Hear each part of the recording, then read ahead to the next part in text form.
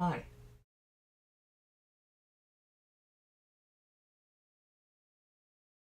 I'm horrible at as I was saying, I'm terrible at starting on time. We I'll get hyper focused on something and then all of a sudden it's 3 p.m. So, um you was shushed. I was shushed, yes. I figured it out though. So,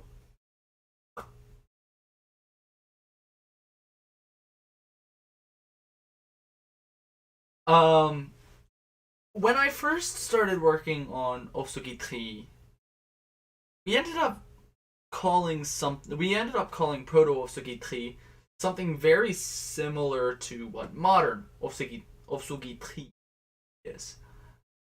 And when I say modern, I mean like the time frame that modern Ofsugitxí. Um so I also realized that that did not leave very much room for like evolution, right? Um like the more things the longer amount of time that you simulate language evolution, the more it's gonna evolve. Unless you're Icelandic, but we won't talk about that. Or Latvian. Is Latvian? I think Latvian is one that just hasn't changed. Um, but yeah. So I wanted to do the thing that every single conlanger tells you not to do, but ends up doing eventually. Um,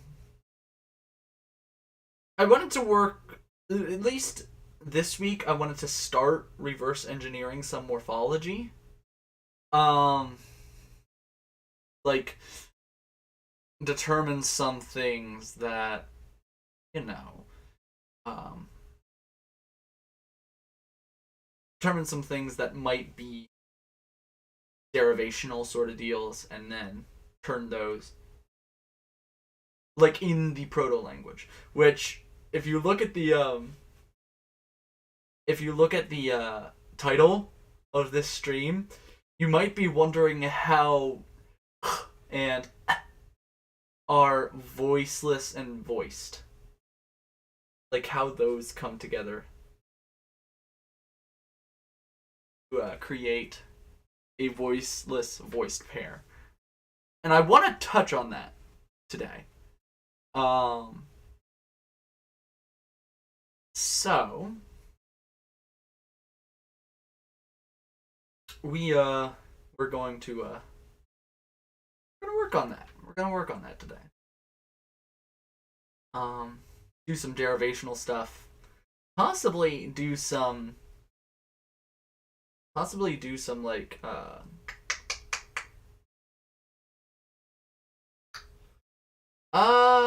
what was I saying? I was saying something. I read Majahadra's thing, and then I lost lost what I was gonna say. But um, do some derivational morphology, possibly some like inflectional morphology, so we can end up with a little bit more irregularity in the modern language, or the classical language. I'll call it the classical language. Um, yeah, so we can get a little bit morphology there, a little bit more irregularity in the classical language. But yeah, so should I hop into a video? Do we think we're ready to start?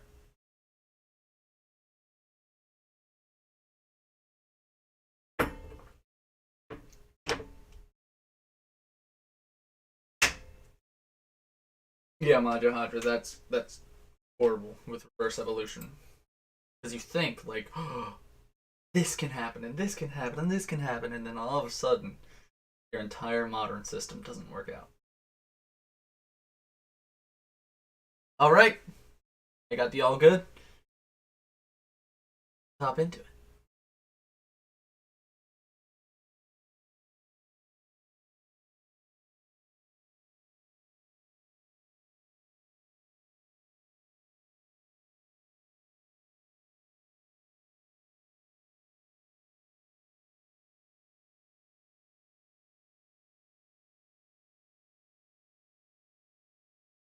Hello there. We have a lot of work ahead of us. We are going to we're gonna do some fun things. So recently, well, a while ago for YouTube, but for everybody watching the stream now, recently I had dropped a bomb that for Ofsugitxí, the voiced and voiceless pair. So there's a voiced and voiceless pair that is and like the glottal stop.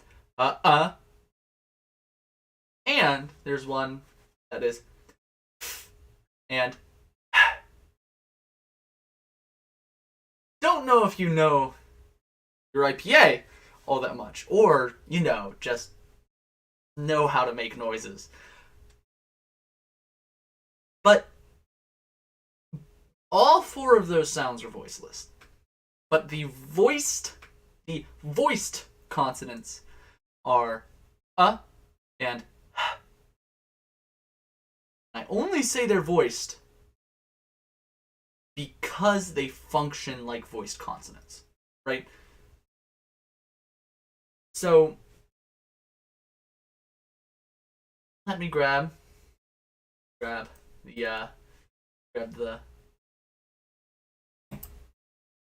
So I've done a little bit of work on detailing the phonology of old Ofsugitxí. Let me zoom in a little bit. Detailing the phonology of old Ofsugitxí. Now, as you can see, there's a few things that are a little different to what I'm now calling early modern Ofsugitxí. Mainly, that I have now decided that early modern Ofsugitxí does have a voiceless, or not a voiceless, but an aspiration distinction, rather than a voiced-voiceless distinction that turned into an aspiration distinction, right? In the old language, it looks a bit more like just a plain voicing distinction, which is fine. And as you can see, all of the fricatives have like simple voiceless distinctions. We'll talk about this in a second. Talk about these secondary fricatives in a second, but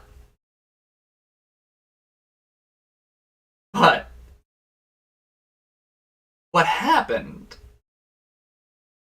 is that so as you can see, there's v and r, the old language, but no v or r in the early modern language. So, what gives? Like, why? Why is that? Why does that?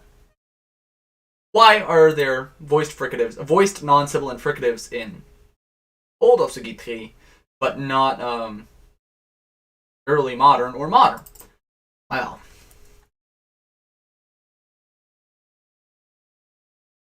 we're looking at something like this.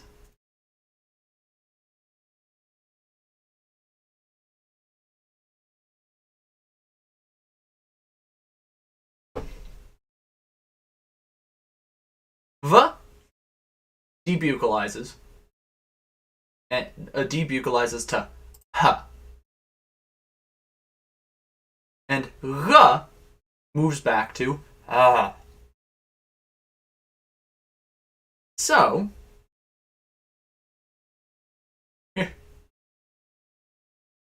the voicing distinctions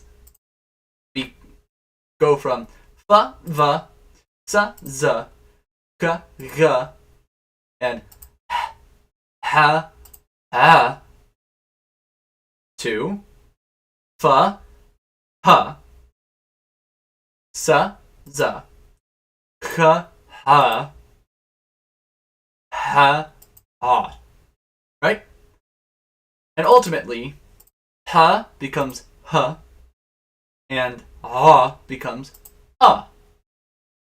which you may be thinking, oh my gosh, Deep Solar's gone crazy, but it's attested, so we Gucci with that. So yeah, looking at that, oh my, I'm just being bombarded on Discord.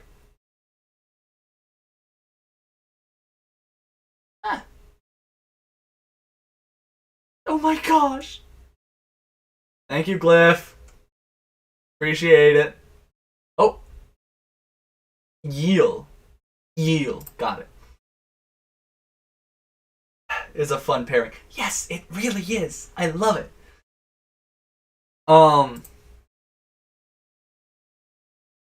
And I also like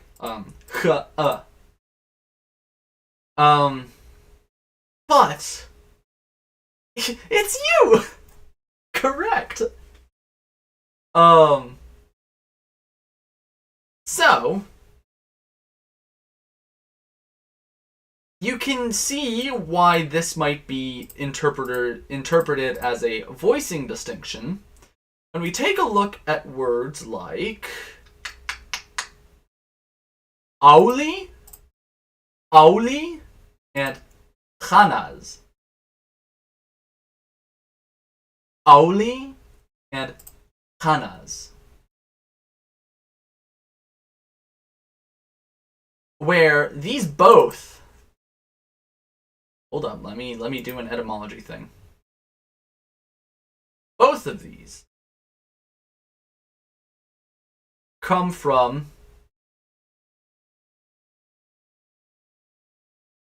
a proto-root that might look something like kham.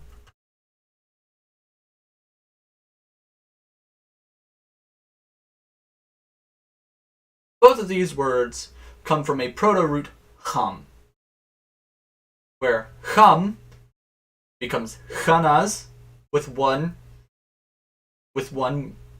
morphological thing, and auli is another morphological thing.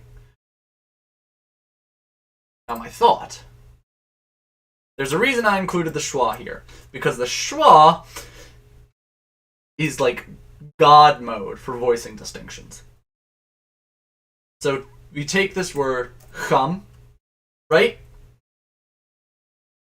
And then we can turn that into khamnaz,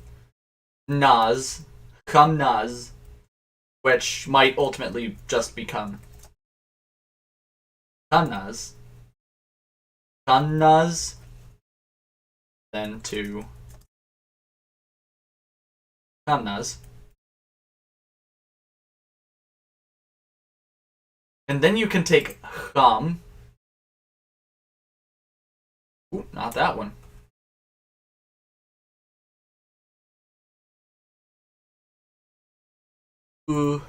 Kham, and then some consonant here. I'm not sure what we're gonna settle. How we're going to settle that. But I think we would need a consonant that turns. Well, yeah, that was the plan. We would take a consonant that turns a preceding occlusive into a liquid. So, like, taking kham and turning that into wa. So, khawli. or auli.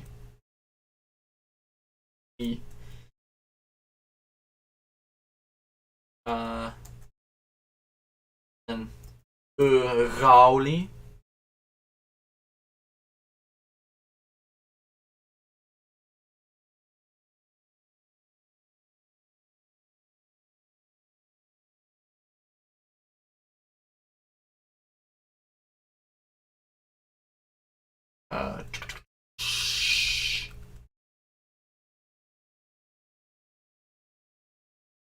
Auli.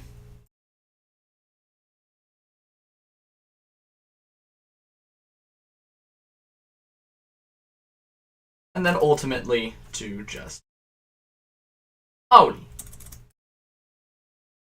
Right?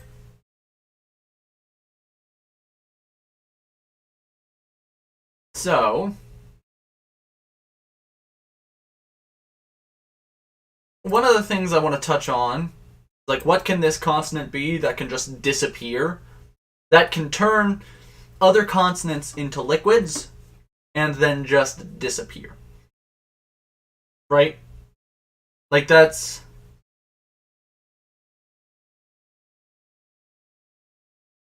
My thoughts go to nasalization. Like my thoughts go to like just a singular nasalized, like nondescript nasalized vowel, right?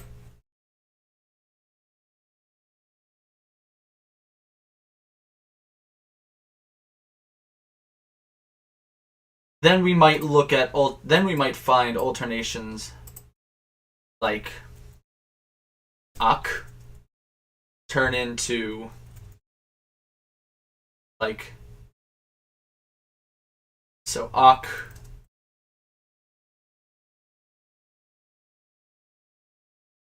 to angli,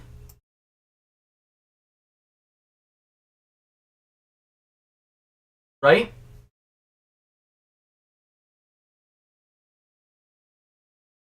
Oh.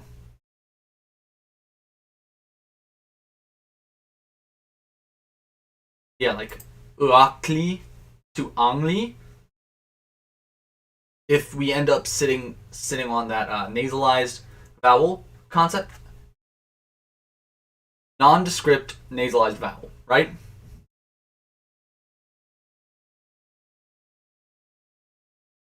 Like, this is the fun part about reverse engineering a conlang, right? It's like you can I have no clue what's happening here. So my first thought goes to like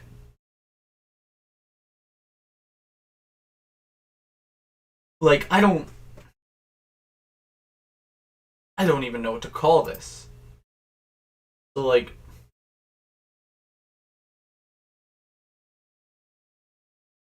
actually, wait. Am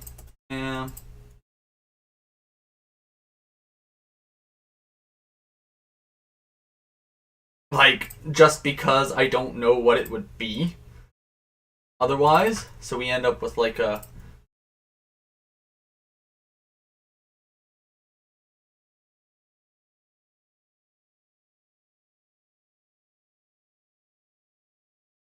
right? Oh hey Apollo. Oh hey Apollo. We're doing proto work. Like Apollo, since you're the expert on all things phonology, do you think a nasalized vowel would turn a nasal consonant into a liquid? Like, does that make sense to you? Also, yes, this is a circumfix.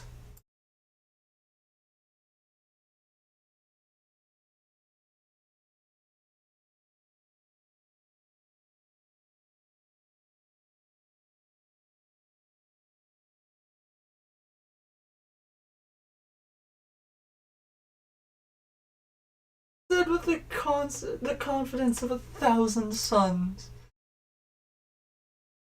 Stop stealing my thing.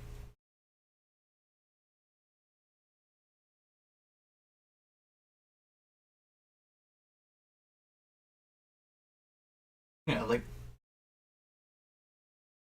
Oh! Would you care to enlighten us about what the paper said? Yes. Different degrees of nasality.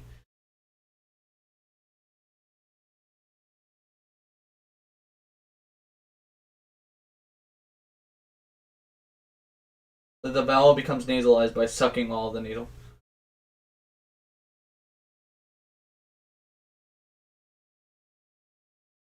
Hold up, there's two things going on. Okay. Well, I did read a paper regarding the phonetics of nasality.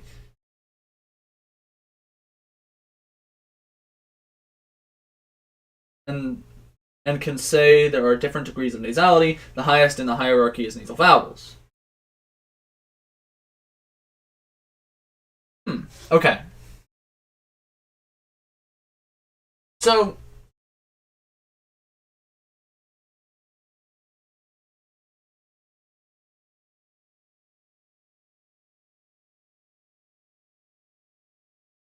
as in going from the highest degree. So I could stylize this language / its early evolution as transitioning from one degree to another.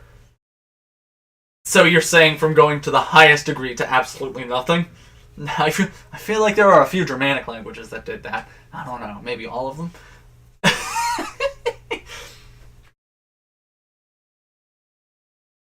Well, no, this is the lowest, or the second lowest, right?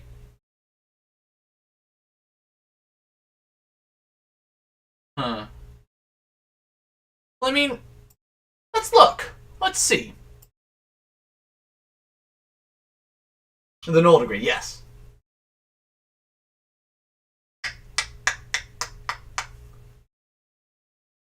Totally not English.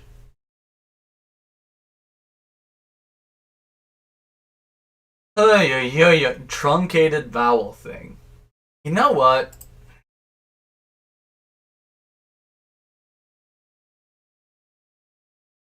Okay, I'm not. Okay, yeah, we're not touching that. But yeah, my thought is that this underspecified nasal vowel could affect preceding occlusives, and in the case of nasals,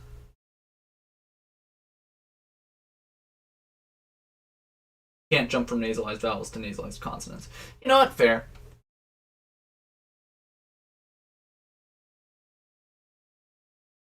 So yeah, my thought is that like this underspecified nasal vowel would mess with nasal consonants, turn them into liquids, and then it would mess with stop consonants and turn those into nasals. Yeah. Like, does that seem to make sense to you? So like, let me write out a rule quick.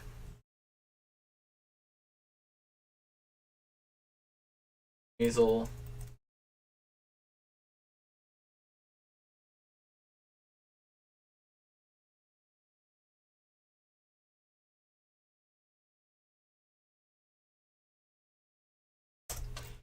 And like just for a super shorthand.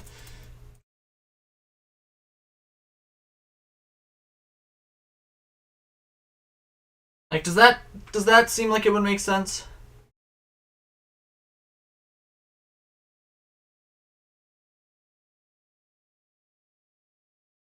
Because this is my experimentation time. We're having fun. This makes sense to me, but then again, I don't have a formal linguistics education.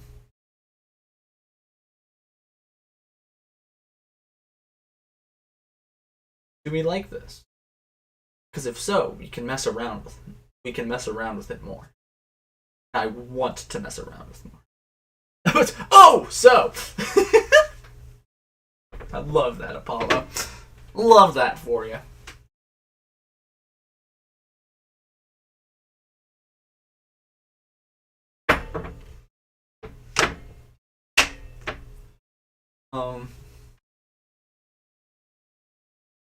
Yeah, it's like, at this point, I still... Hello, Ever. Welcome.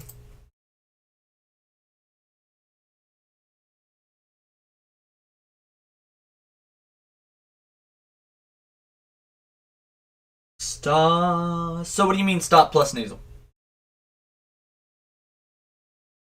You talking like prenasalized stops? Because I can do something with that. Those...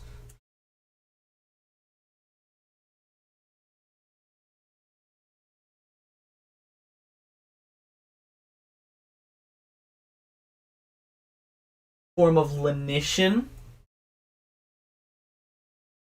So when you say nasal stop, does that mean... Okay, cool. So...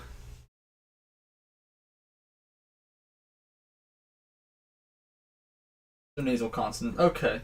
Nasal stop goes to nasal liquid.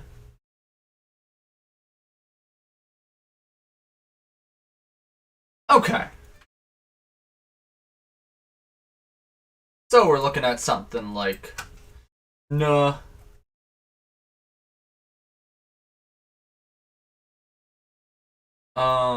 to y. Don't worry. Stops become nasal consonants. That would potentially become a push change. So say that this stop to nasal thing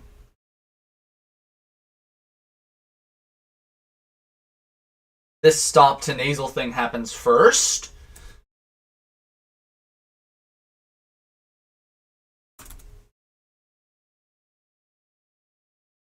So like to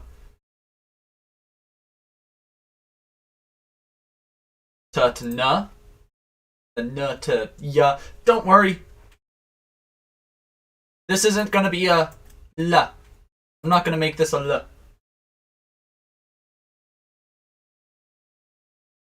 Ever?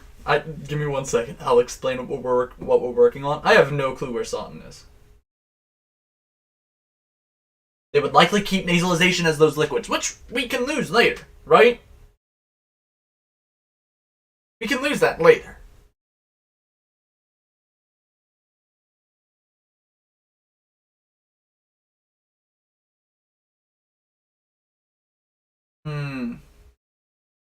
Same time. Okay. You know what? Fair. Yeah, I have a little thing. I think I might change, early modern la to, ol. And then that'll merge with... Oh, yeah, early modern la can just be ol, la, and then it just changes into l.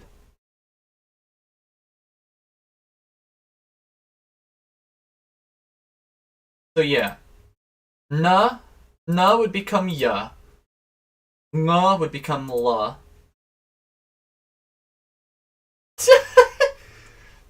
Oh my gosh. Okay, so Ever, we are looking at the oldest version of Ofsugitxí that I have currently figured out. So, right now, what we're working on... Okay, so, we can say that only the rhotic exists. We'll just say it ultimately becomes... Okay, so we're working on the oldest version of Ofsugitxí that I have figured out. That's what this is. I'm figuring this out. Because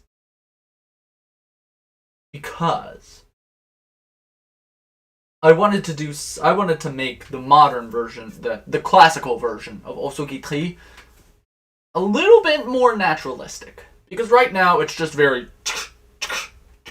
like, these are the rules and you stick by them 100% of the time. No. That's not how it's going to work. That's not how it really works.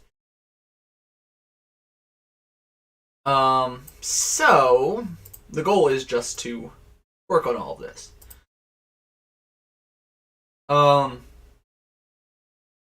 Just make it a little bit more complex.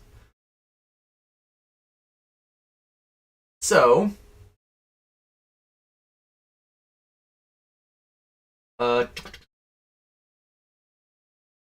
around the world, gonna get DMCA striked. DMCA, is that? Yeah, that's currently what we're doing. Yes, I can imagine the frog boss in Die in the Dungeon is tough. I haven't even gotten there yet, so I don't know what it's like.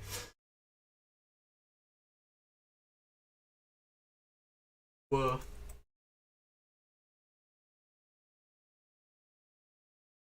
Man.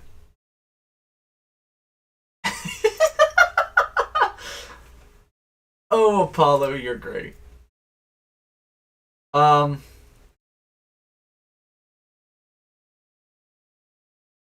Then okay, so I'll just keep that down here. But yeah, so next order of business. Next order of business. Do we want these guys? Do we want to keep these front rounded vowels? Or do we want to say that the front rounded vowels come from an older version of the language? Or do we want to say that they are engineered? Not engineered, but they are created. I don't know how I can do that given the current forms of words, right? Because we have words like lufu, or le dépli, or kurgat, like where. Oh my gosh. So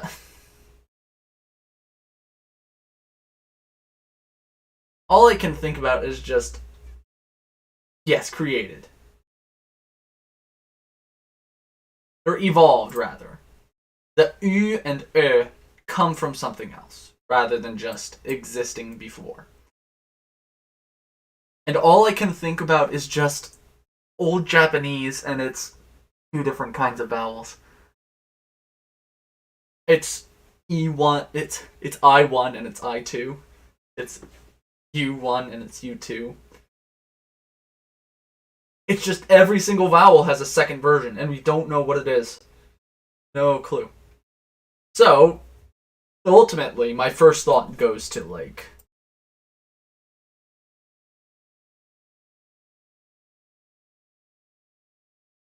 and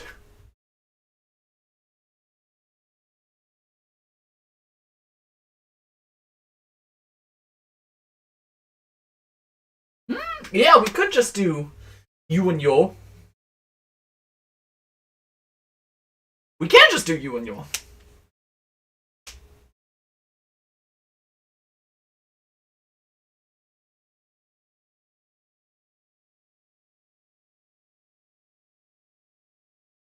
We can do that.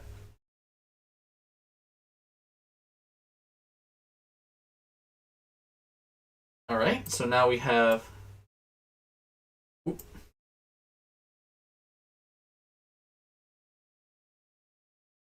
Oh.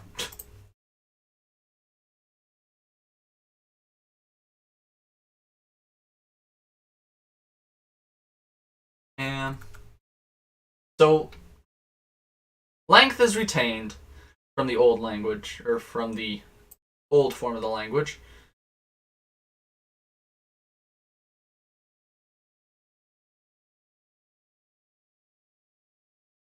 And this schwa-looking thing, this schwa-looking underspecified nasal vowel is retained, or is lost. Just like the schwa is lost.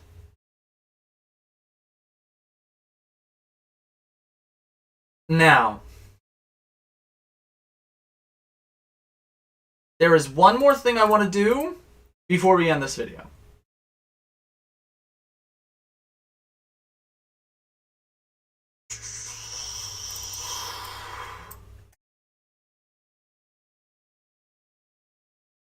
Do we just want to call these second versions of these consonants? Do we just want to call them consonant clusters? Like, instead of like different, like legit different consonants, we just call them different consonant clusters. Now I say that, I ask this, because if we decide that they are entirely different consonants, if we decide that P1 is different than P2, rather than being like P and SPA, or P and TPA, if we decide to handle it that way,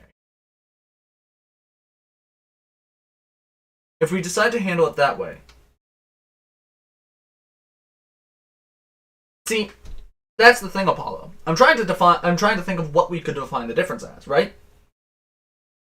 Because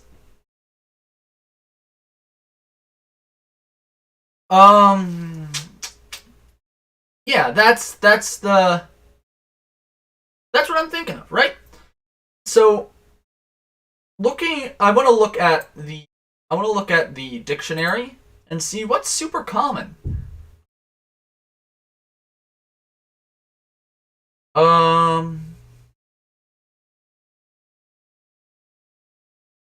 It looks like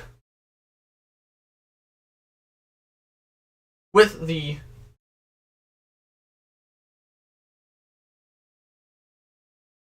velarized, pharyngalized, yeah.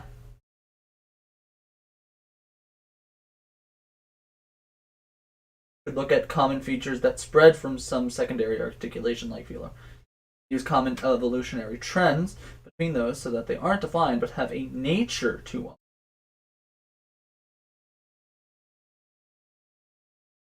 So, you say that, and I'm looking at this, and I'm seeing a lot of ahs, right? I'm seeing a lot of ahs that are followed by voiceless consonants.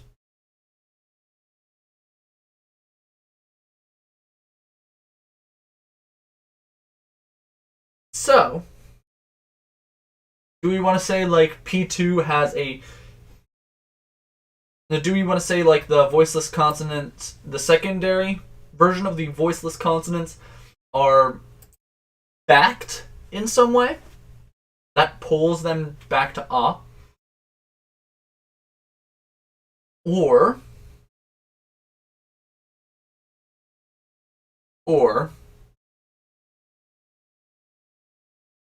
do you want to just flat out call them pharyngalized? Because like that's the thing with Proto-Indo-European, right? They had laryngeal consonants that pulled things backwards. So like we can say that ba and ba, da and ta, ka and ka. Well, ka would just become ka, right? So I don't know. We can say that, yeah, because there's no, but there is a. There is a glottal stop.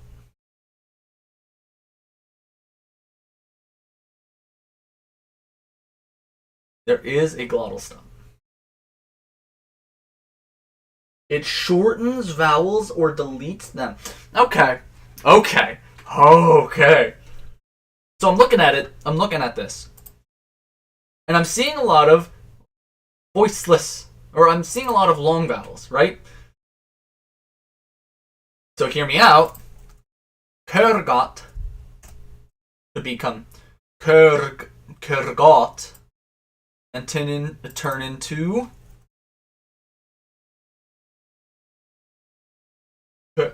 bogach, which could imply pre-aspiration, some sort of.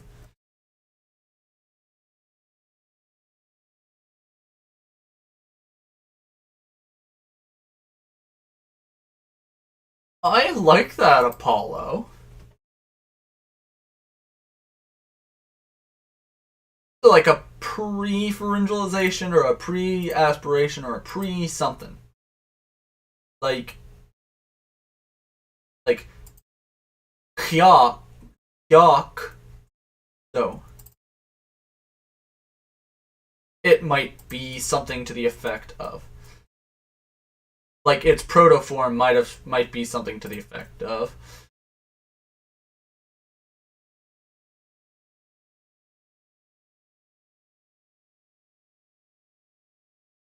Um, Asal down here might look something like.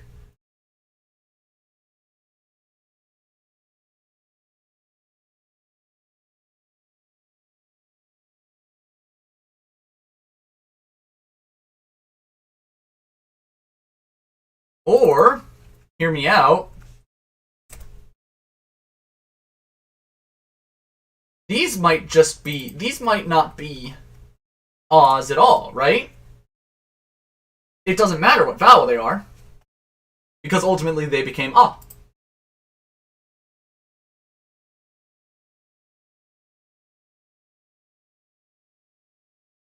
Like, this Asal might as well be Usal.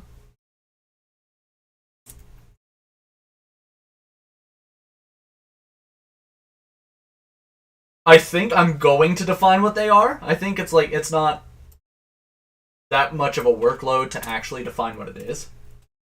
So I think I'll call that Isal. I'll just call that Hyok. Just for like.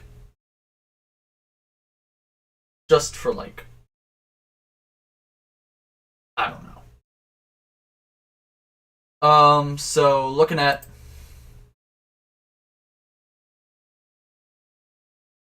Yeah, so like. These might not be. Like, these might not be like the difference between Isal and Isali, right? This might be Isal and Asali, right? Or we can call this Yusali, which then becomes U, Usali, which then turns into Asali. Where, like, actually, I think Asali is actually a. Yeah, so. No.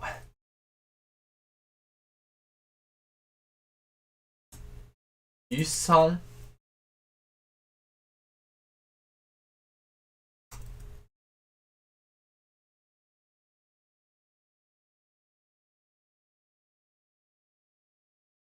Us? Then. Uh. Ali.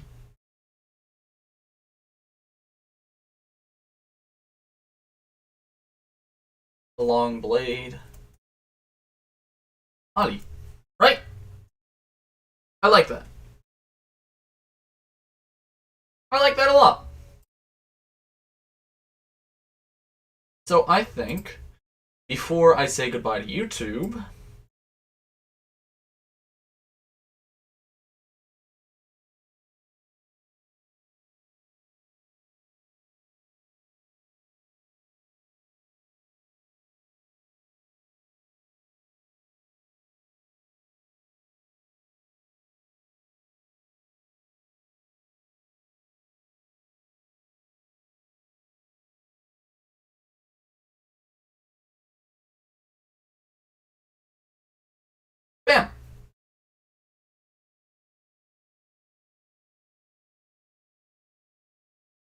Okay?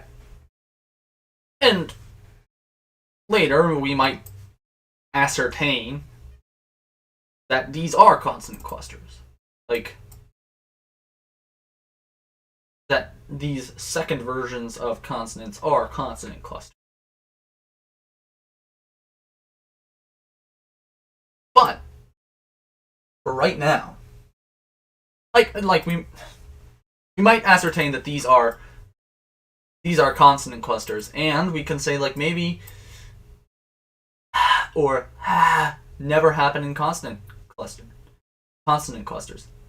No, or never happen in consonant clusters. Or never happen in consonant clusters. So I don't know.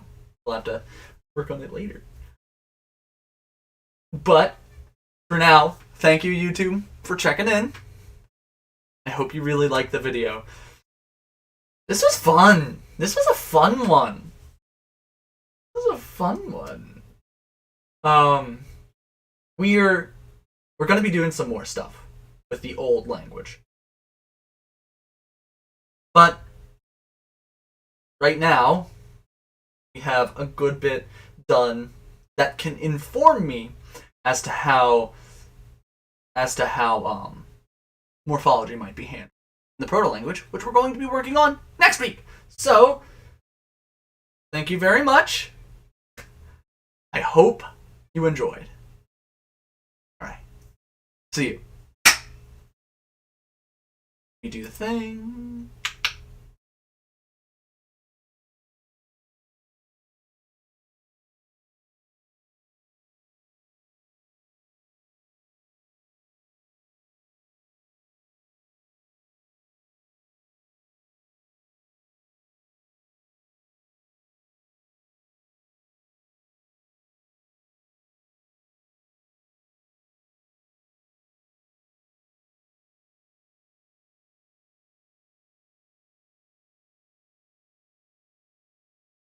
Welcome, son.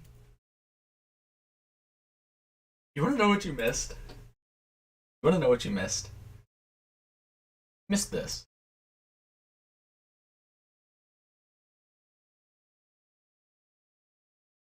And this.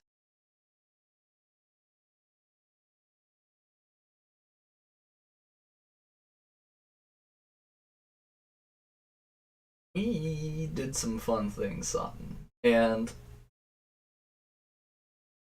look at what you will. But I warn you, I don't know what this is. Or this. This, or any of the second varieties of these voiceless obstruents. No clue. All I know is that they lengthen and lower preceding vowels to ah.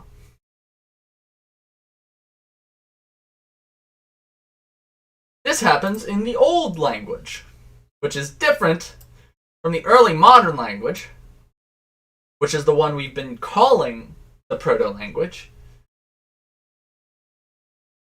and the classical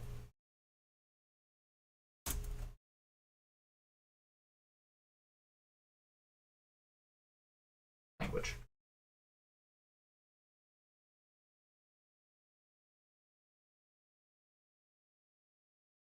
So, we oh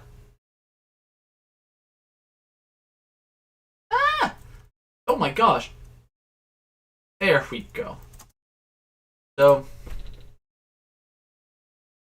that's pretty much what we worked on for this last video. For now, I'm gonna take the best hoodie in the world off. Only because it's the best hoodie in the world, and it does a good job of keeping you warm.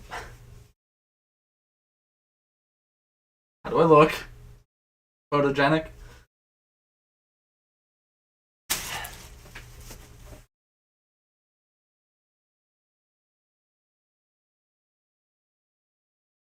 went to fix my hair. But yeah.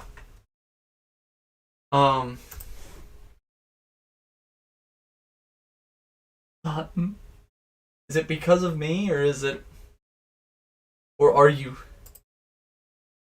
Years of conlanging had its effect. No. Years of being you and conlanging had its effect. So yeah, this is what we're looking at. This is the old language. And then after this,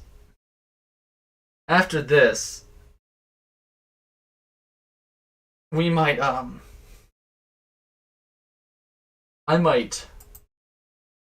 might talk to you and Apollo about getting together and working on a proto version.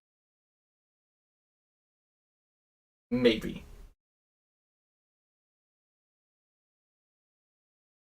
So, if you're up for that, I was told to get insurance for what? I mean, yes, get insurance, but what were you told to get insurance for?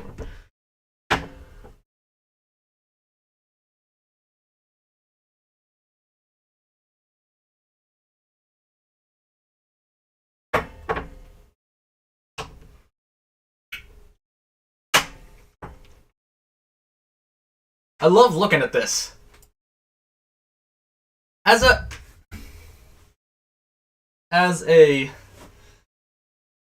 a budding conlanger,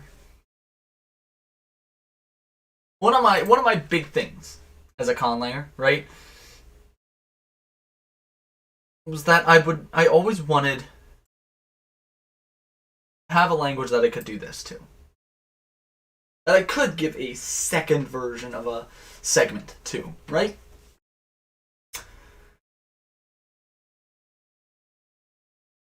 And now I do. Now I have a conlang I can do that to. And I had another one. I might show you next break. But I had another one that I could do, that I did that too. Just, I mean, I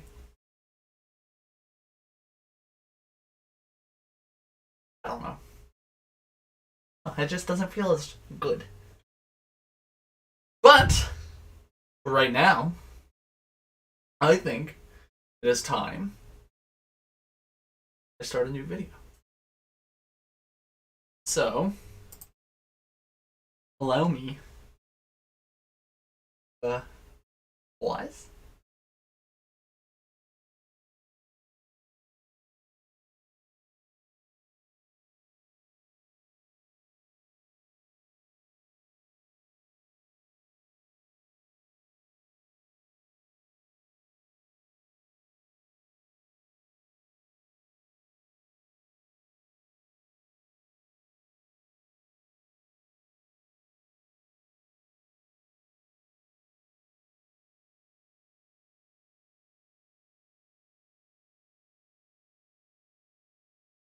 Hello. We are working more on Proto-Ofsugitxí Morphology. This is going to be great. Because now have a more defined idea of what the early modern phonotactics might be. Because before, I was just kind of like throwing stuff together and saying, But now,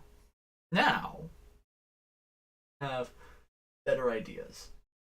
Have better ideas as to what I can and what I can't do. So, I think it's just time that we hop into it. Right? Okay. So, there are two things.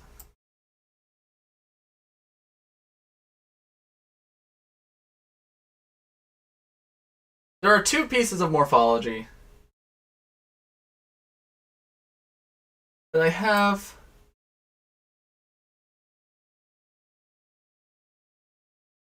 a desire to instantiate. However, I have no idea what to call it. So I'm looking at this pair. Looking at this pair that both come from this word cham,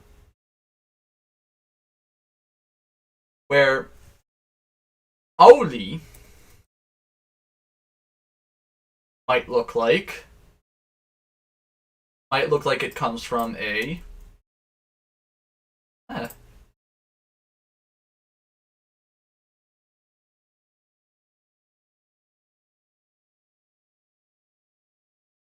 chamuli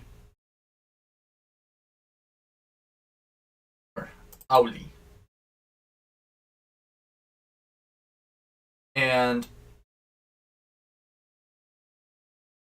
oh, ay. This word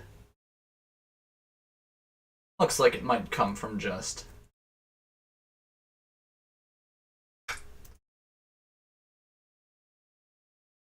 like this. So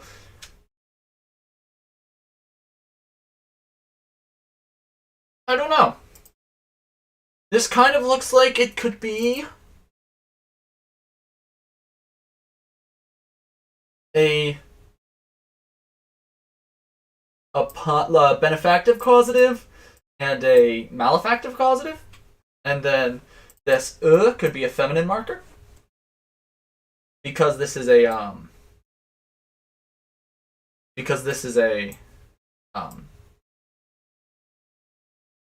this is a goddess and this is a god, right?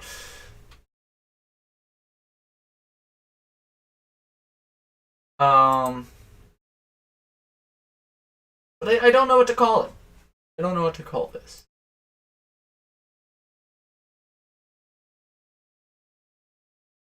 So, let's look at some morphology. If we go along the lines of valency stuff, right? We can do a whole bunch of stuff. But for right now,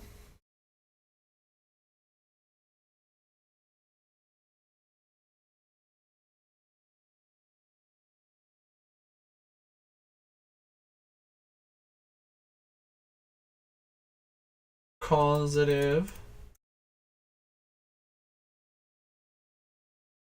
now, causative then.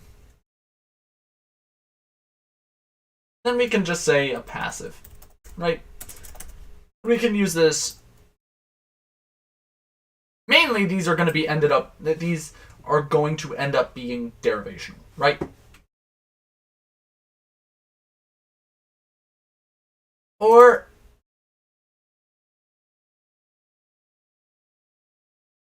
what's it called?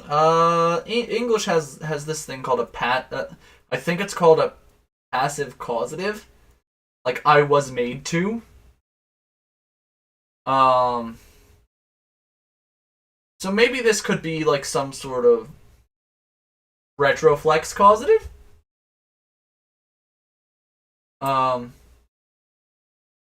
Not retroflex. Oh my gosh, what's it called?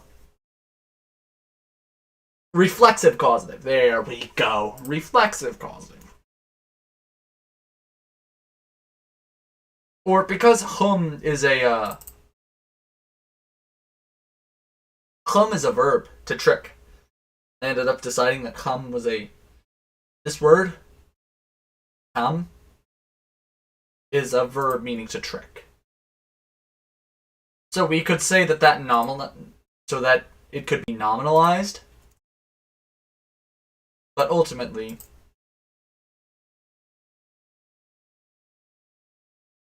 so yeah, to make a trick. Yeah. So we're looking at this. Uli. and naz. Uli, naz. And let's just give a form to the passive. Why not?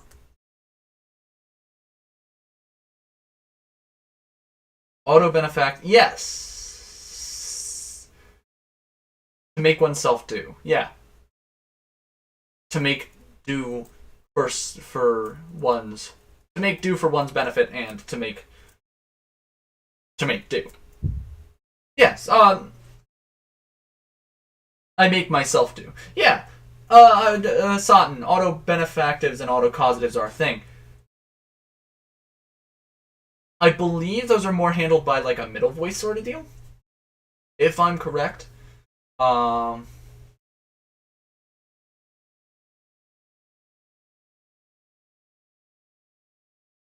don't know. And if so, that could be an interesting.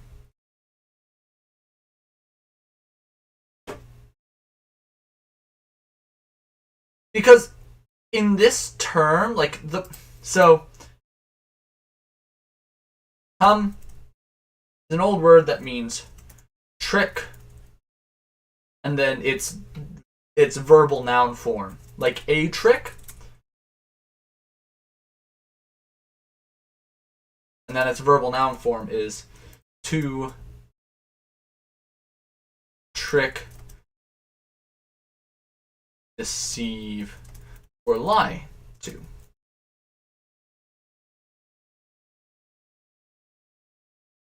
And this god, or these gods, this god of war, and this trickster goddess is not giving tricks. They're not giving tricks to themselves. They could be tricks themselves, like they could be tricks, but ultimately I don't think that using an auto-causative or an auto-benefactive would be proper. So we can just say that there's a benefactive causative and a malefactive causative because they're giving tricks to other people.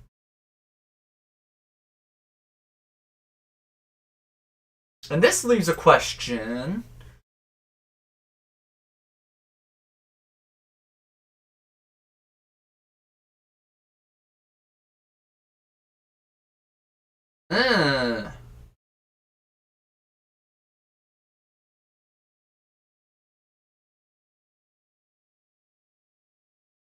Could be a valency increaser or a middle marker plus middle marker. That could be interesting. Add a middle voice into this. Valence increaser. So hum is a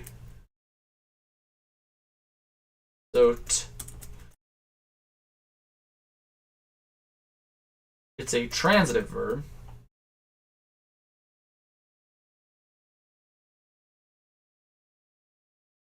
And then you add. What does a causative do? Does a causative increase transitivity? I don't think it increases. Or does it increase valency? I don't think it increases valency. Because you can get away with, like, I was made. Or he made me. No, it is a valency increasing. Is it a causative thing when the verb stem is intransitive?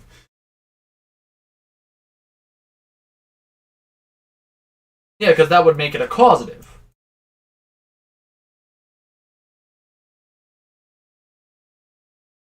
Like, that would make it a transitive verb. So, like,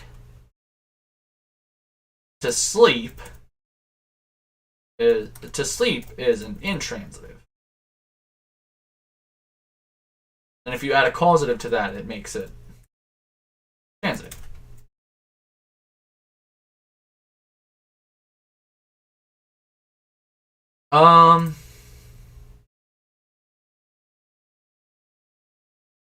Is that still causative when the stem is transitive? I don't know. Maybe it could be like I want to say operative, if that makes sense. Like to give X, right?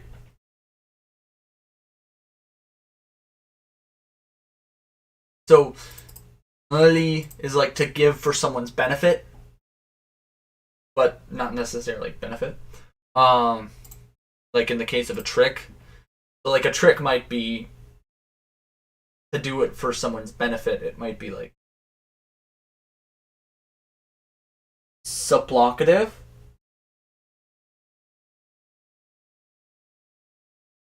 Oh,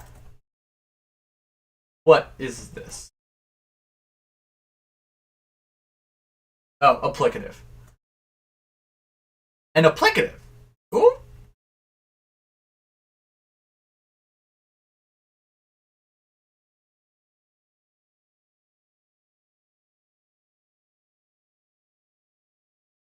Pardon me do while I try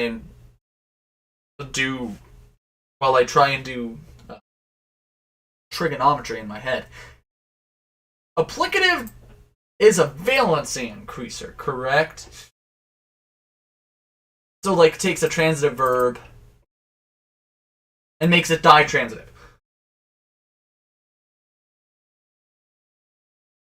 Yes. So we might look at this and just say a benefactive, right?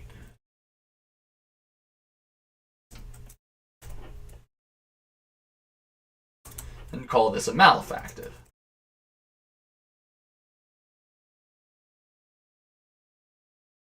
See, I'm learning, Sutton. I'm getting things. So we can call these a benefactive. I'll just do what I did.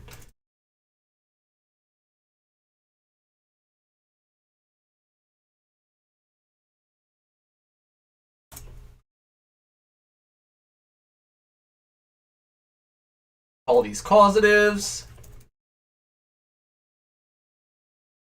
Call these causatives, and just so we'll know that this is a benefactive versus a malefactive.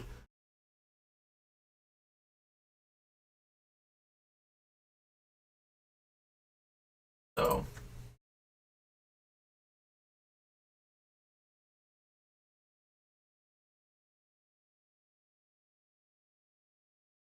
and then I don't know how many transitivizers we're gonna have, but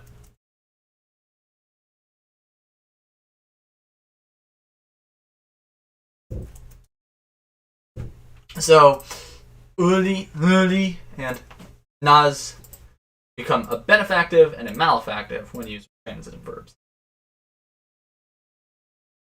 So now we have some derivation.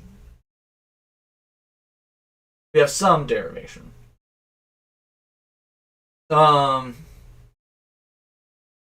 do we want the passive to look like? I say we use one of these bad boys. I say we use one of these bad boys. Mind you, if we use s, it is guaranteed. S, or if we use the second version of s or the second version of t, they are guaranteed to become sh or cha in the modern language. So do we want to use these, like increase the amount of sh and cha?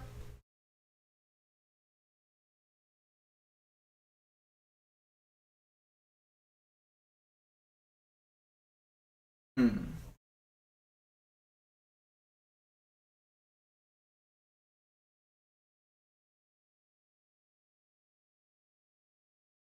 Okay. So let me make sure I understand what you're saying. So like I trick so I sleep benefactive turns into You put me. You sleep. Benefactive. Me. And then for transitive verbs, I sleep.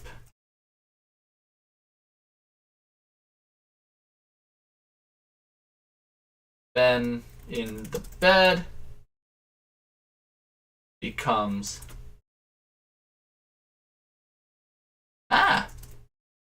you sleep. Ben me in bed. So like I sleep.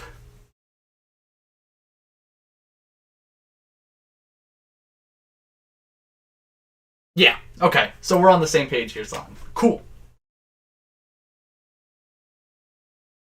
So when we put that on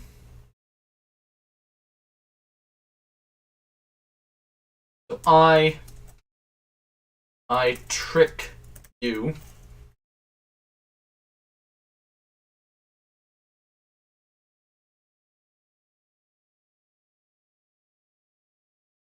I trick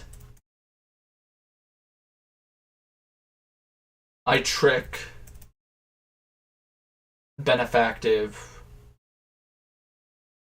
a cake for you. So that might be like I surprised you with cake.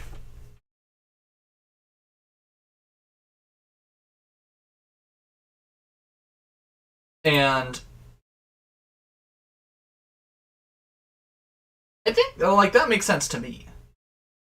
And then I trick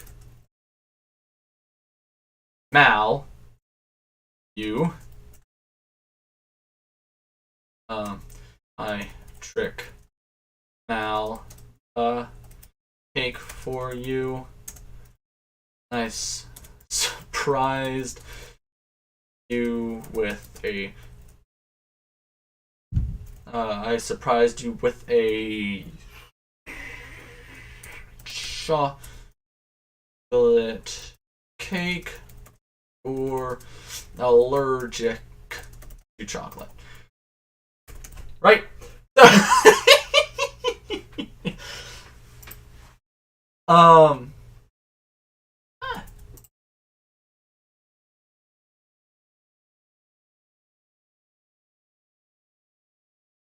Like yeah, you would use that to bring attention to different things, right? Yeah, that makes sense to me. I understand that much. And then these whole ideas of surprising someone positively or tricking someone negatively can turn into nouns. So like surprising versus, or they can turn into verbs on their own. So surprising or surprising, instigating, tricking or instigating. Those can turn into nouns, which can then turn into names. And that's the goal, right?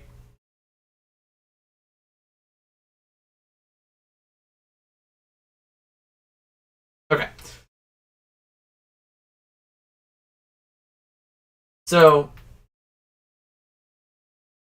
what do we want to make the passive? Like I said before, T2 and S2 are guaranteed to turn into ch and sh, respectively. So what are we thinking there?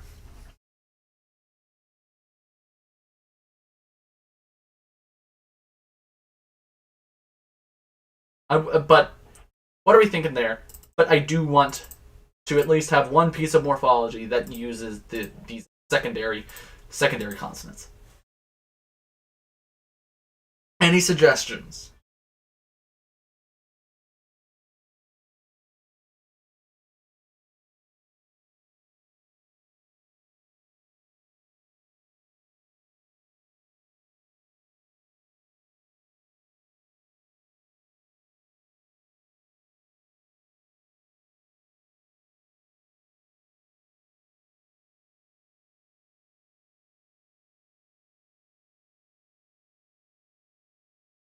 I just had an idea.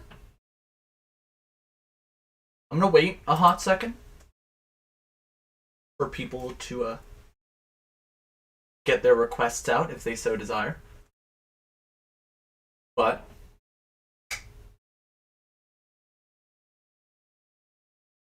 yes, no?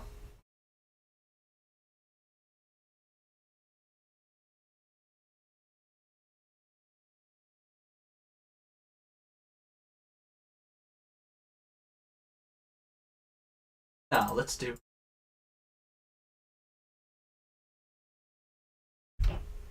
Yoma. No, stop. We're not doing Yoma. Not doing Yoma.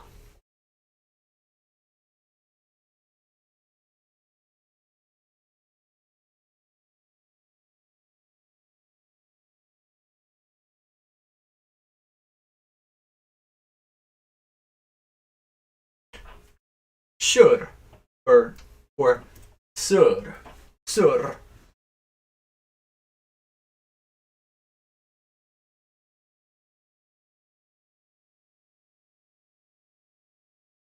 I like that. Mainly because, well, one, I love word final alveolar trills. That may just be the Old Norse lover in me, but I think I can do something cool with this. My first thought goes to voiceless, which would just obviously be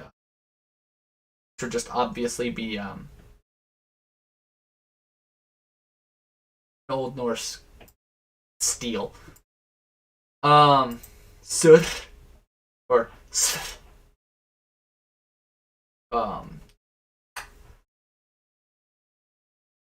yeah.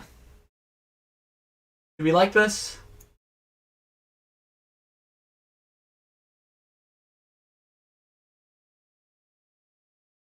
About to eat Jamaican food. Okay. So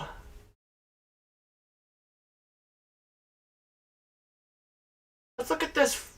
Let's look at what this might mean. We can do something with that. We can, again, just a singular vowel there, kind of like it implies that there's more, you know? It implies that there's a history to it, which I'm fine with. But I think that'll turn into gender. Right? Like I don't see because what's the biggest difference other than Lily and Nas? It's this schwa there, right? And right now I don't care. I don't care about how, because I believe adjectives come after. Yeah. In the early modern version, early modern adjectives come after their nouns. But right now I'm okay with adjectives, at least for this. I'm okay with adjectives coming before. Well, no, we can just say that this is that. We can just say that hamuli is considered an adjective.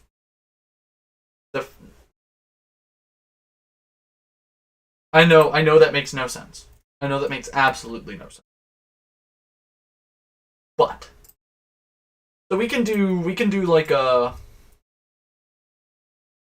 Do we want to pull a Tamil?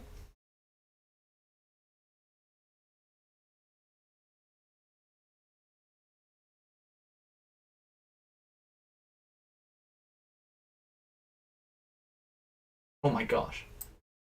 Do we want to pull a Tamil?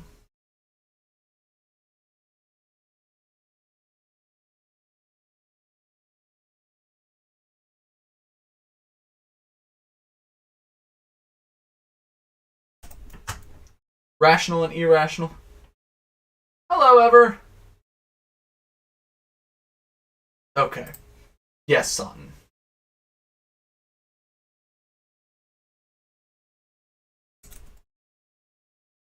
Yes.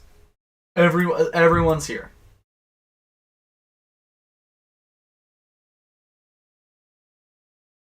Um.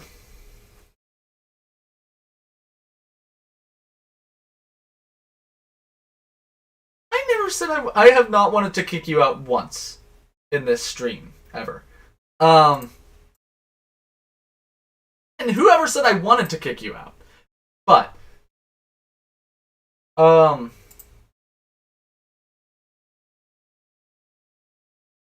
So pulling a Tamil.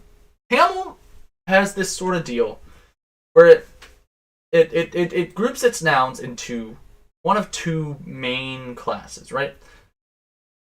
Rational and irrational.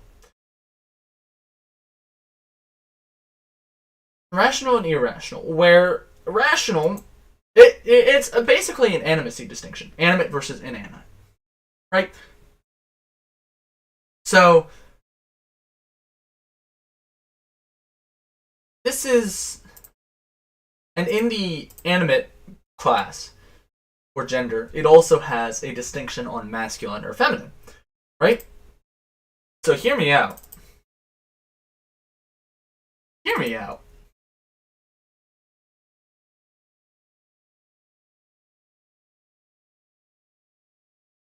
Hear me out.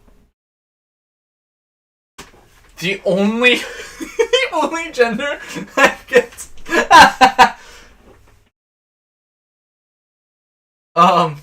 the only gender that gets marked as feminine rational,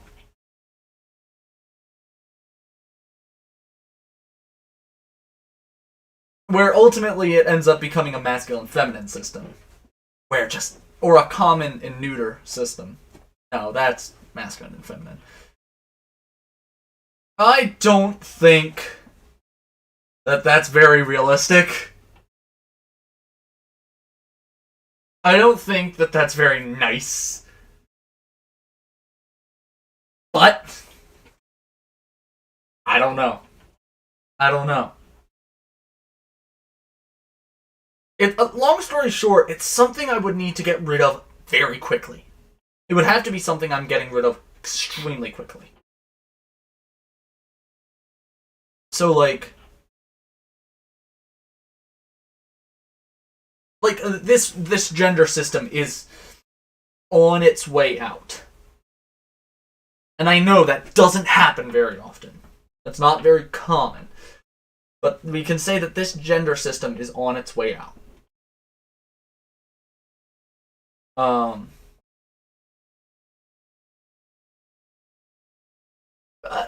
Sutton, doesn't it distinguish that in its rational irrational in its rational class though? Yeah, it's more human non-human, but doesn't it distinguish masculine and feminine in its human class? Um, yeah, this gender marking would have to be something I'm getting rid of super quickly. So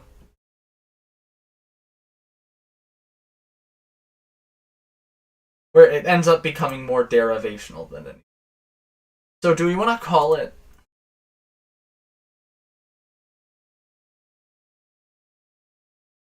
I don't know. Only on nouns. Okay. Okay, so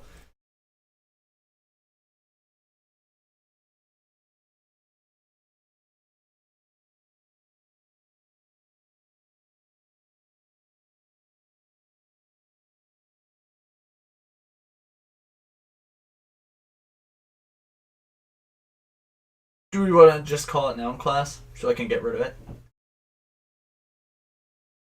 So it's not a full-blown gender system, it's just a noun class system.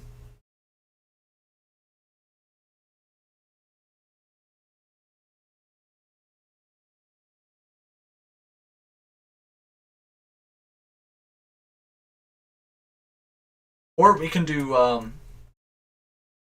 no.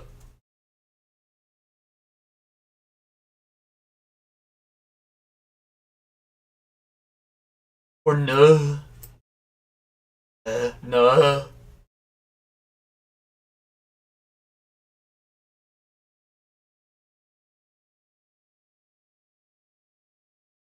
No. That might turn into nah. In that case, I don't think we really need that. So ultimately, an inanimate marking might resurface as derivation in the proto-language, or in the classical language.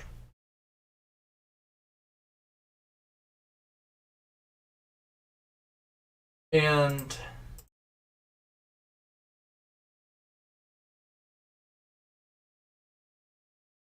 yeah, rational versus irrational, and then just like clean rational versus irrational, no masculine feminine distinction. Because then I wouldn't be able to do Oli versus Hanaz. Okay, yes. That works for me. I'm Gucci with that, Satan. What you just said about the mask fem classifiers.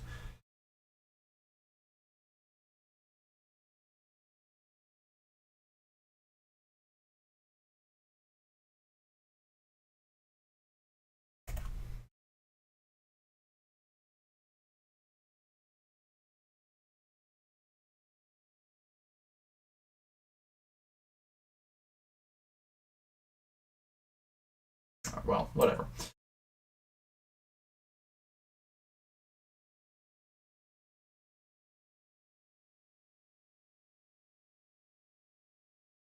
So rational is unmarked.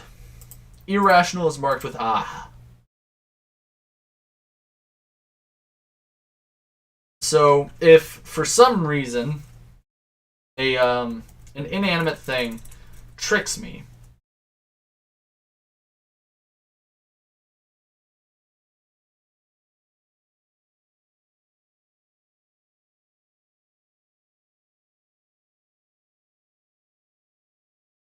it might end up something like that. Which we would have to determine what's going to happen in these cases. Because that's interesting.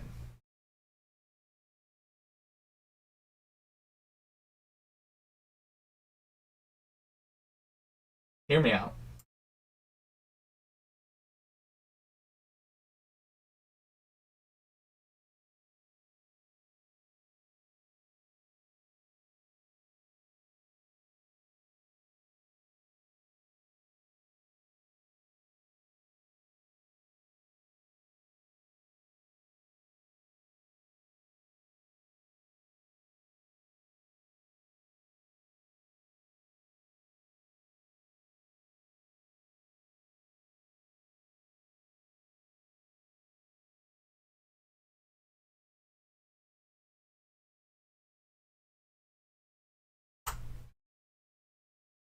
We can say that.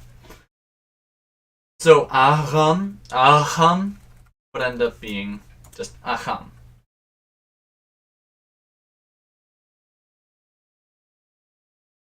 I like that. But it ends up with like a more. Uh,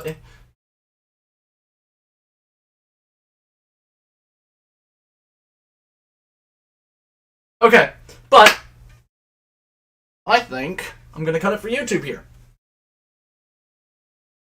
So, YouTube, I hope you enjoyed. We are doing great things for this language right now. We are making this language much better than it was. So, I'm happy about that. I'm glad that I'm glad that we're able to like add some more complexity to this language without just being here, have some complexity. So yeah, I hope everybody enjoyed, and I will see you in the next one. All right. Bye.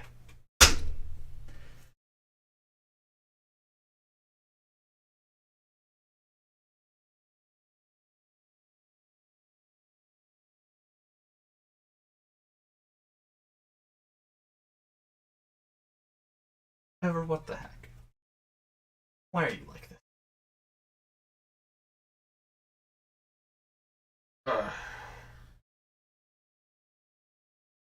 Okay.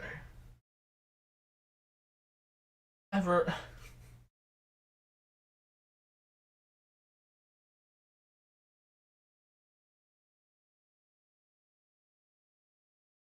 All right. Yeah. Yeah. Thank you, Majahaja. Thank you. All right. Are we gonna hop in? I think we're gonna hop in. Not gonna have much of a wait between this one because I'm a little running a little late. So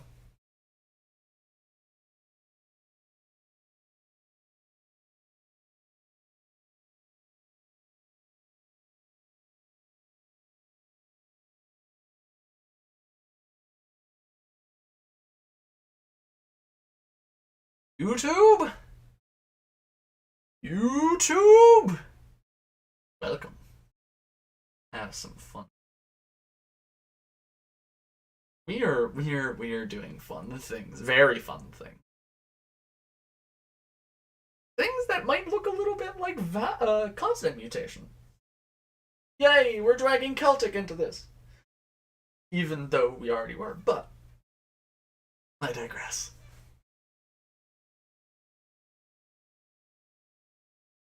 So last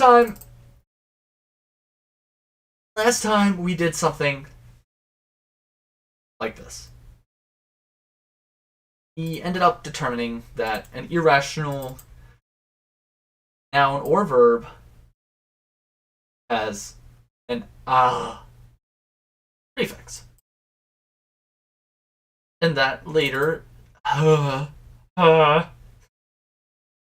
would be lost when a preceding consonant is more forward in the mouth. Hear me out. We already have these secondary distinctions. We can say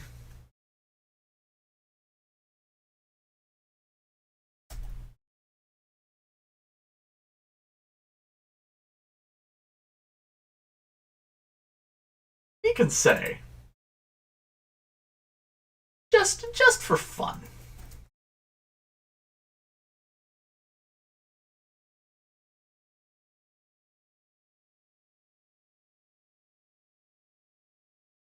Just for fun. That turns into whatever this second form of is.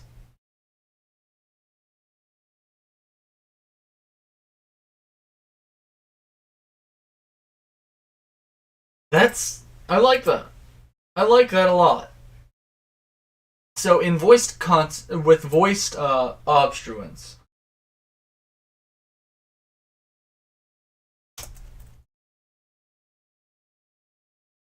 voiceless.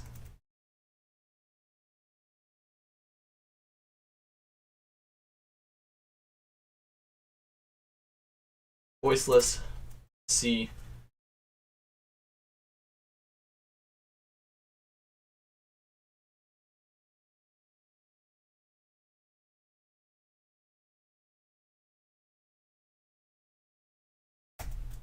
C2. Voiceless C1 to voiceless C2. I like that a lot. And I think I'm going to stick with that. We have a little bit of morphology. I think I want to touch on this then.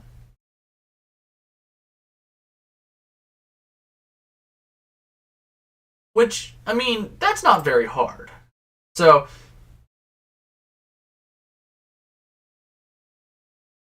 we can really just say that Also, case and gender circumfixes.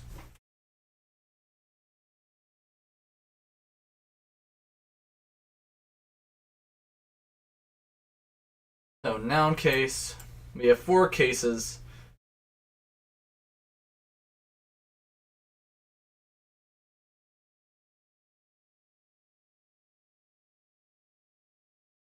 Nominative, accusative, genitive, and... Well, no! It would be 3. I mean...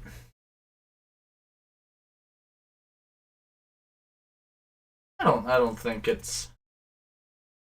I think I can keep... I think I can have the genitive be existing in this form. Ugh. Okay.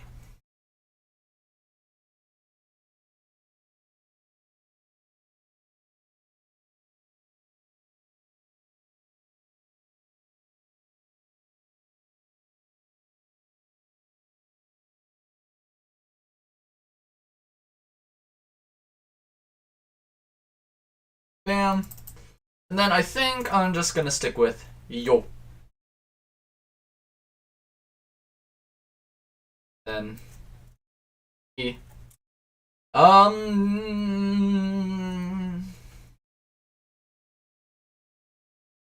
Eha. Eha or iha. Iha. Which does its...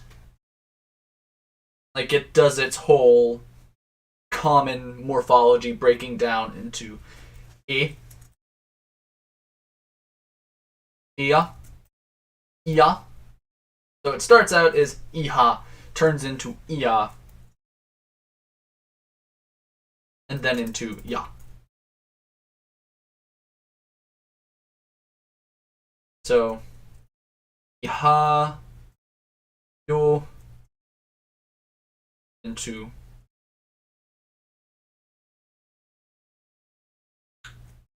it just breaks down into yayo. Yayo, dative, is can just say that's you, just a flat out you. No, it can be like a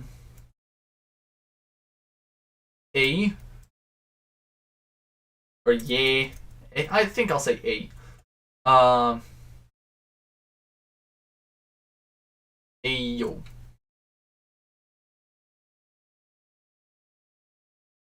Ayo.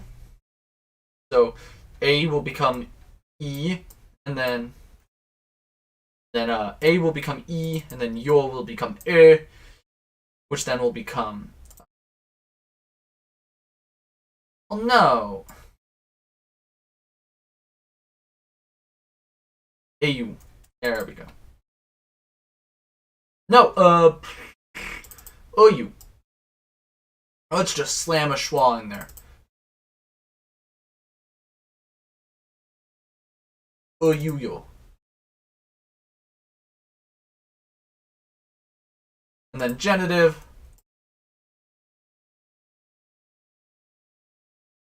Genitive,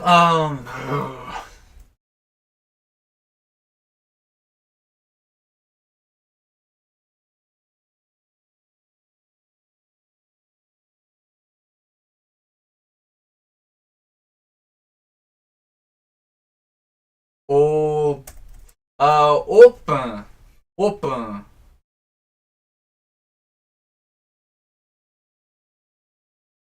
Open. Because open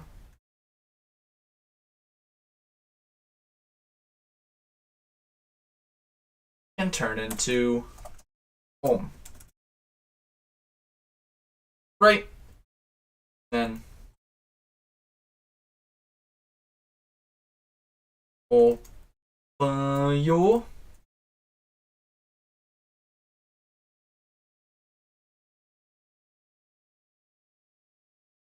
banho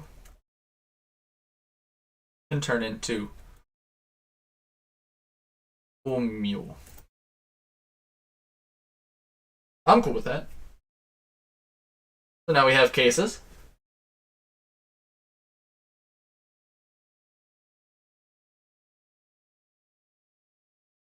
I'm cool with that. That's very nice. That's very nice.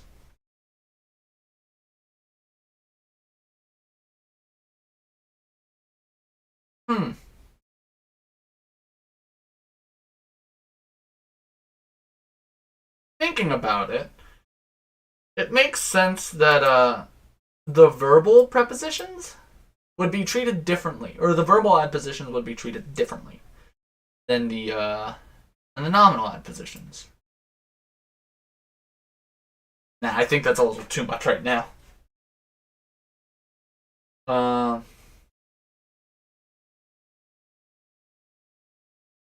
yeah. So for right now,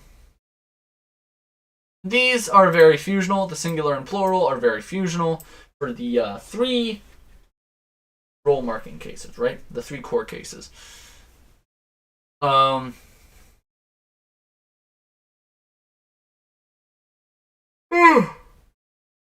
Excuse me. Yeah. Like, this all makes sense to me.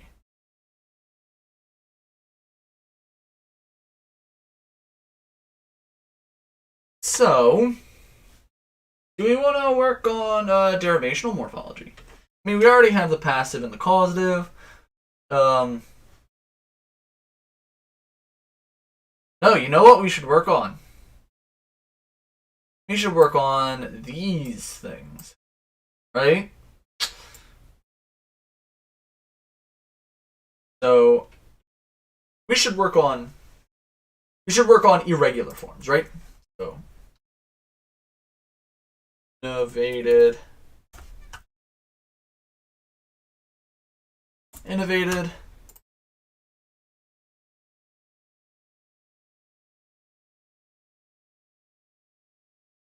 So we might be looking at like a different plural marking, right?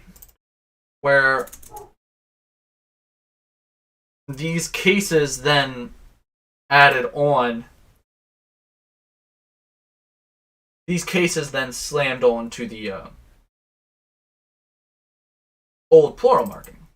So something like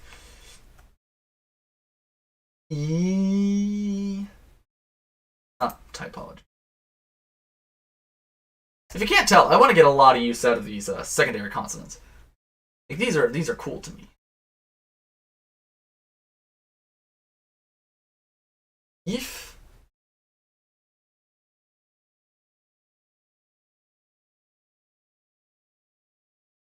so, like ifiha.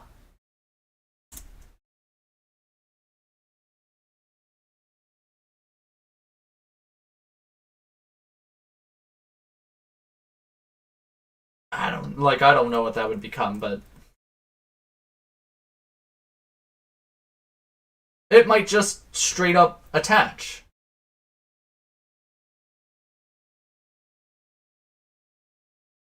Because the secondary consonants affect the preceding vowel. It's not, these secondary consonants affect the vowel that comes before them. So I don't think that would change anything here. But maybe, just maybe, it might affect schwas. Right? Or I can say that this f happens so commonly with this e that it becomes like an ifuha. Ifuha. I like that. It takes its labialization and rounds the preceding vowel. So it's allophonic. It's an allophonic u. Uyu.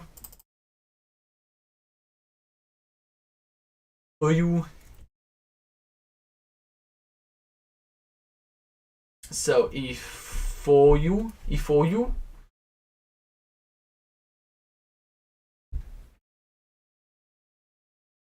or yeah. Open.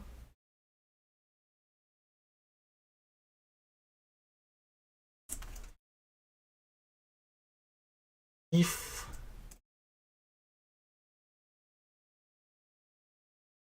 comes like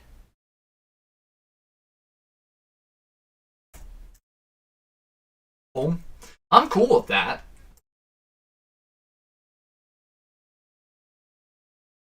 So we can get a little bit more of that flavor in Ofsugitxí. Yeah, I mean, I like a lot of this. So let's look a little bit at verb morphology. So right now it looks like lu and ra.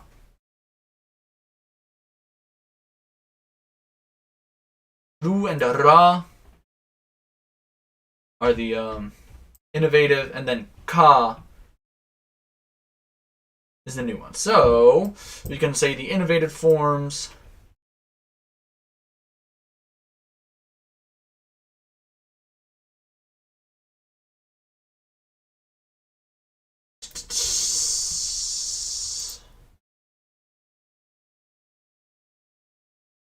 present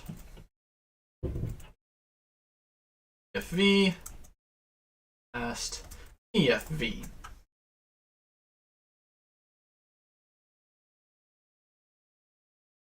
And then we can pull something in here. Like we can pull this. We can say that there used to be like a nomic habitual distinction, and then depending on what the verb was, it kind of like which one? Oh yeah, lu was imperfective. So lu.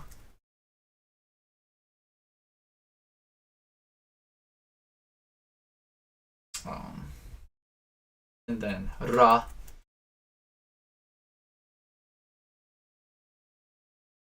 So r. We can say r.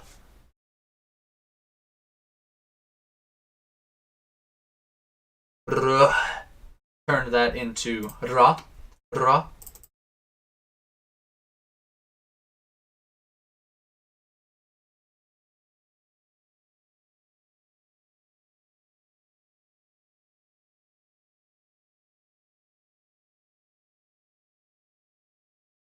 And then I don't know. Let's give it a habitual nomic distinction. Let's give the proto-language a habitual nomic distinction, and depending on the semantics of the verb, the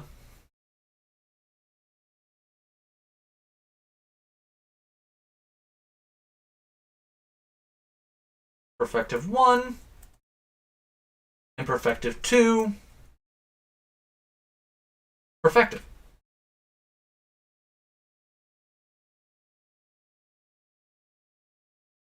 So not marked. You can say kuur.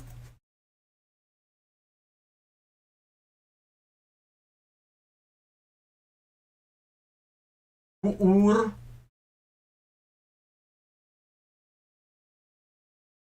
How about kuar? Uh,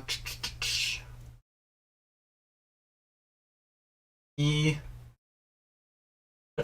Let's take a P2. Why not?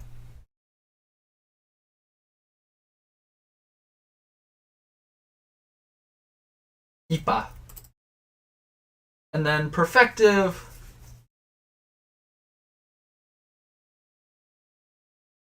Imperfective, or the perfective can just be like, I don't know. Doesn't have to be anything weird. Let's just call it nga or ng. Let's make Agma Schwab proud. Because I don't give that one very much love very often. So let's pop a ng in. Right. we have some morphology done.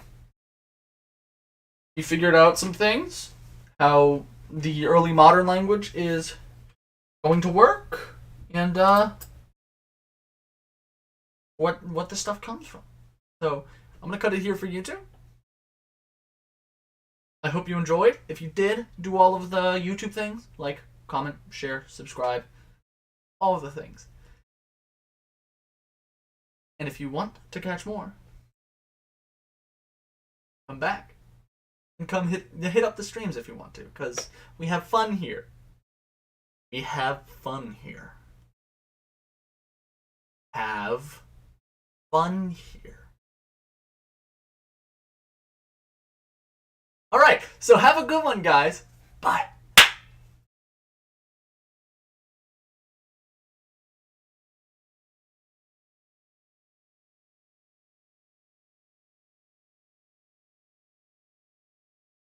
I would hope you didn't break the bin ever. I would hope you wouldn't break the bin. Ay, ay, ay. Fun is compulsory. You have fun here.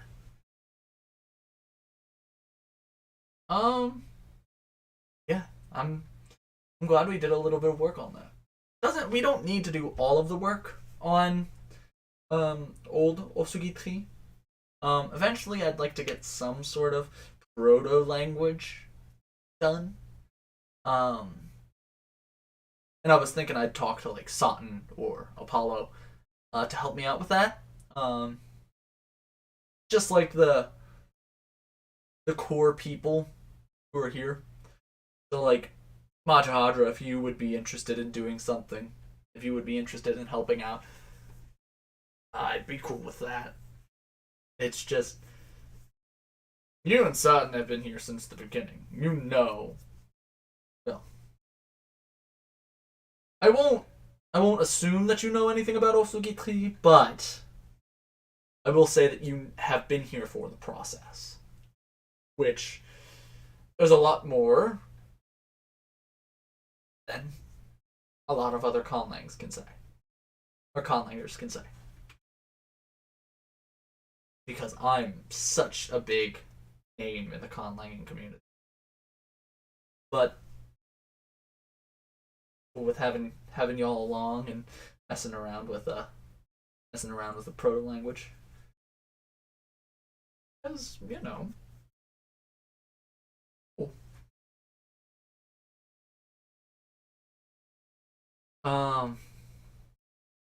But yeah, I'm gonna head out. I hope everyone who made it to this point enjoyed. If you did, then don't forget to come back, because we're gonna be doing more. We're gonna be doing.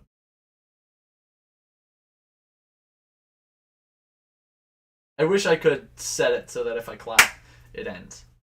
But all right. Have a good one.